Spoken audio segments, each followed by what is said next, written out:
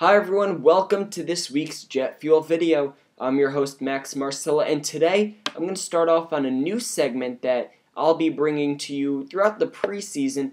It's called Stock Up, Stock Down, and it's pretty simple. I'm going to be talking about 3 players who improved their chances to either make the roster or get some snaps during the regular season, and then I'm also going to discuss 3 players who worsened their chance to do so. So today I'm going to start off by talking about what I noticed in Gang Green's preseason opening loss to the Detroit Lions. Following the injury to Jets backup safety Antonio Allen, the Jets needed someone to fill that voided safety spot, and Rontez Miles has made a very strong case for why it should be him.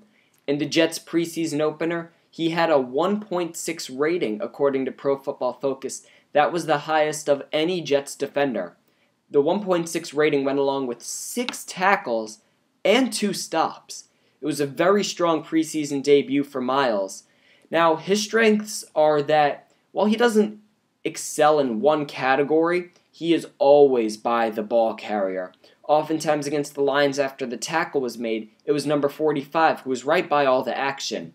His aggressiveness on the field will translate well into the regular season, where the adrenaline is high and the stakes are even higher.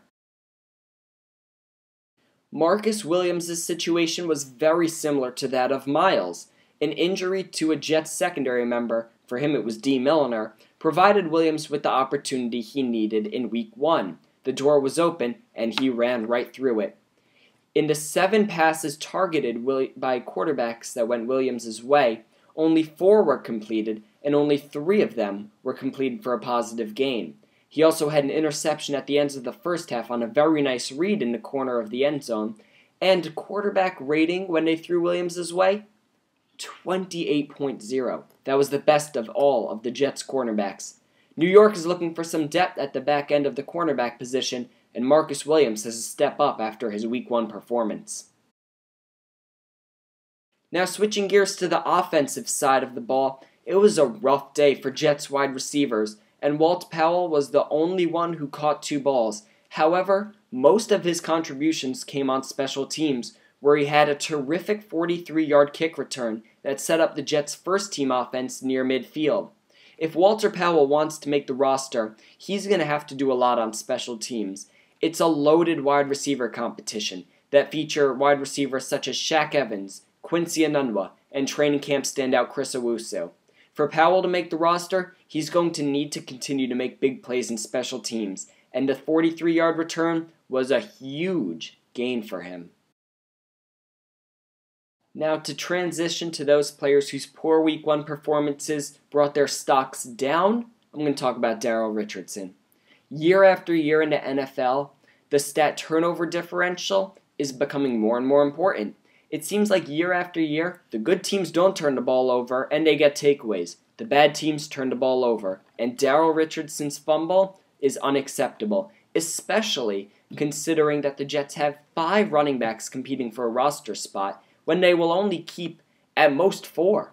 Daryl Richardson's fumble opened the door for Zach Stacy, who had a fine Week 1 performance, but with Stephen Ridley coming off the PUP list soon, Daryl Richardson buried himself. It'll likely take mistakes by either Zach Stacy or Stephen Ridley, or maybe even both, for Richardson to be reconsidered for a roster spot. Dakota Dozier was a long shot, a super long shot, to win the right guard position battle. However, now he might not even make the roster. It is Week 1, and he does have time to redeem himself, but he had a pretty poor performance against the Lions. In only 23 snaps, he gave up a sack and had a minus 1.4 rating according to Pro Football Focus. The Jets have guys to back up Willie Colon at the guard position, including Oday Abushi, Brent Qualley, and Brian Winters.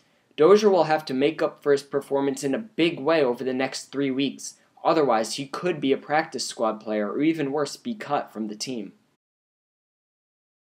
According to Pro Football Focus, Jets' 3rd-round draft pick Lorenzo Mauldin had the worst rating out of any Jet on the roster with a minus 4.4. However, the 3rd-round pick for the Jets from this past year should not be worried about his roster spot. He had a very bad game that started off when his first opportunity to make a splash, he completely whiffed on a sack attempt, and then a few plays later he was flagged for roughing the passer.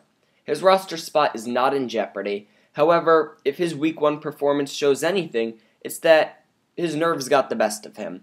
And to start in Week 1 is a lot to ask for from Malden. He'll likely start the season as a guy who will play in certain packages and make some substitutions, and I think that role will be very good for him.